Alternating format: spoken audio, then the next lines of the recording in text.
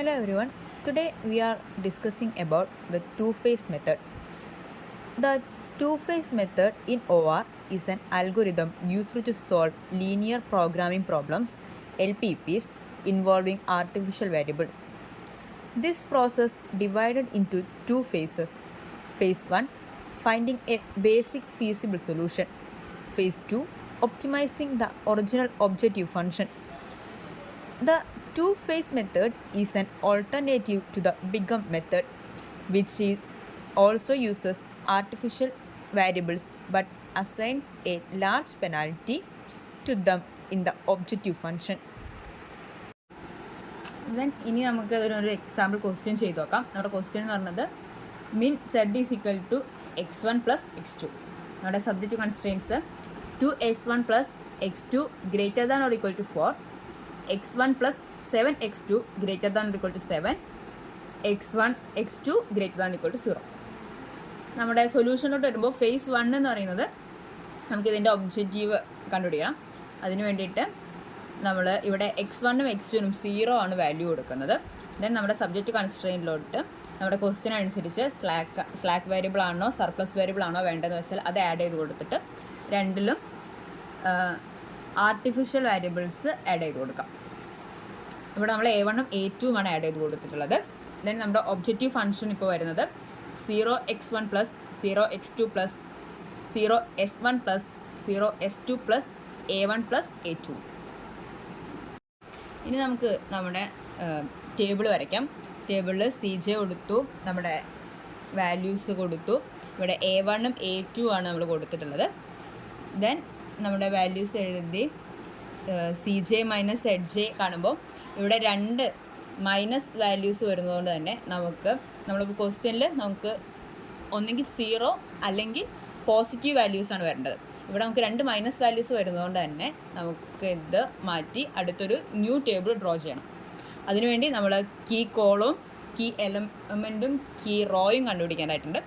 ഇതിൽ നമ്മുടെ highest variable വരുന്ന S2 എന്ന് പറയുന്ന കോളം നമ്മൾ കീ കോളമായിട്ടും ഇവിടെ റേഷ്യോയിൽ ലീസ്റ്റ് വാരിയബിൾ വരുന്ന A2 എന്ന് പറയുന്ന റോ നമ്മൾ കീ റോയായിട്ടും സെലക്ട് ചെയ്തു. ദെൻ ഈ രണ്ടിലും വരുന്ന എലമെൻ്റ് എന്ന നിലയ്ക്ക് 7 ആണ് നമ്മുടെ കീ എലമെൻ്റായിട്ട് വരുന്നത്. ദെൻ നമ്മൾ സെക്കൻഡ് ടേബിൾ ഡ്രോ ചെയ്തു. അതിനകത്ത് നമ്മുടെ A1 മറ്റേ ടേബിളിലെ കീ റോ ആണ് നമ്മൾ ഫസ്റ്റ് എടുത്ത് എഴുതുന്നത്, A1 റോ. അതിൽ നമ്മുടെ റോയിലെ എലമെൻറ്റ്സ് ഫൈൻഡ് ചെയ്യുന്നത് ആ റോ വെച്ചിട്ട് the row divided by the key element. നമുക്ക് 7 ആയിരുന്നു കീ എലമെൻറ്റ്. സോ 7 വെച്ചിട്ട് അടുത്ത എലമെൻറ്റ്സിനെല്ലാം ഡിവൈഡ് ചെയ്ത് പുതിയ എലമെൻറ്റ്സിനെ ഫൈൻഡ് ചെയ്തു. ദെൻ നമ്മുടെ കീ കോളമായിരുന്ന S2 നമ്മുടെ അടുത്ത റോ ആയിട്ട് വെച്ചു. ആ റോയിലെ എലമെൻറ്റ്സ് നമ്മൾ ഫൈൻഡ് ചെയ്യുന്നത് old row minus key column element minus modified key row. അങ്ങനെയാണ് നമ്മൾ നമ്മുടെ പുതിയ x2 റോയിലെ എലമെൻറ്റ്സിനെ ഫൈൻഡ് ചെയ്തത്. ദെൻ എഗെയിൻ ZJ കണ്ടു. CJ മൈനസ് ZJയിൽ വീണ്ടും നമുക്ക് നെഗറ്റീവ് വാല്യൂസ് വന്നതുകൊണ്ട് തന്നെ ഇവിടെയും കഴിഞ്ഞ അതേ സ്റ്റെപ്സ് റിപ്പീറ്റ് ചെയ്യുക. Key column, key element, key row എല്ലാം കാണാം. ദെൻ നെക്സ്റ്റ് ടേബിൾ ഡ്രോ ചെയ്തു. നമ്മുടെ തേർഡ് ടേബിളിൽ x1ഉം x2 ആണ് നമുക്ക് എലമെൻറ്റ്സ് ആയിട്ട് വരുന്നത്. അതിൽ CJ മൈനസ് ZJ കണ്ടതിൽ എല്ലാ വാല്യൂസും 0 ആയതുകൊണ്ട് തന്നെ നമ്മുടെ ഫേസ് 1 നമ്മൾ പൂർത്തിയാക്കുകയാണ്. Find the optimality. നമ്മൾ ഒപ്റ്റിമാലിറ്റി കണ്ടുപിടിച്ചിട്ടുണ്ട്.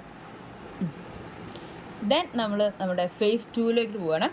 ഫേസ് 2ൽ നമ്മൾ ചെയ്യുന്നത് നമ്മൾ ഇവിടെ ഫേസ് 1ൽ ചെയ്ത ലാസ്റ്റ് ടേബിൾ അതേപോലെ തന്നെയാണ് അതിലെ എലമെൻറ്റ്സ് എല്ലാം നമ്മൾ ഫേസ് 2ലെ ഫസ്റ്റ് ടേബിളിലോട്ട് എടുത്തെഴുതുന്നത്. ഇവിടെ ഡിഫറൻസ് വരുന്നത് നമ്മുടെ x1 x2 നമ്മൾ ഫസ്റ്റ് ടേബിളിൽ 0 ആയിട്ടാണ് അതിൻ്റെ വാല്യൂ കൊടുത്തിട്ടുണ്ടായിരുന്നത്. പക്ഷേ ഫേസ് 2ലോട്ട് വരുമ്പോൾ അതിൻ്റെ റിയൽ വാല്യൂസ് തന്നെയാണ് നമ്മൾ ഫേസ് 2ൽ കൊടുക്കേണ്ടത്.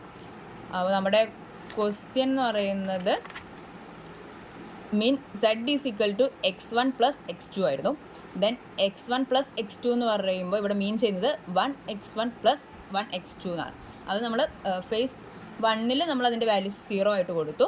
ബട്ട് ഫേസ് 2-ൽ നമ്മളതിൻ്റെ വാല്യൂസ് റിയൽ വാല്യൂസ് തന്നെയാണ് കൊടുക്കുന്നത്. ദെൻ x1 x2 1 ആയിട്ടും s1 s2 0 ആയിട്ടും കൊടുത്തു.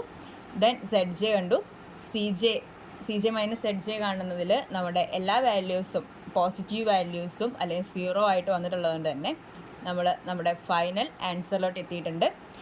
ഇവിടെ x1-ൻ്റെ വാല്യൂ എന്ന് പറയുന്നത് 21/13-ഉം x2-ൻ്റെ വാല്യൂ എന്ന് പറയുന്നത് 10/13-ഉമാണ്. അതായത് നമ്മുടെ final answer max Z is equal to 21/13 plus 10/13 is equal to 31/13. ഇങ്ങനെയാണ് നമ്മുടെ ഫൈനൽ ആൻസർ വരുന്നത്. Thank U.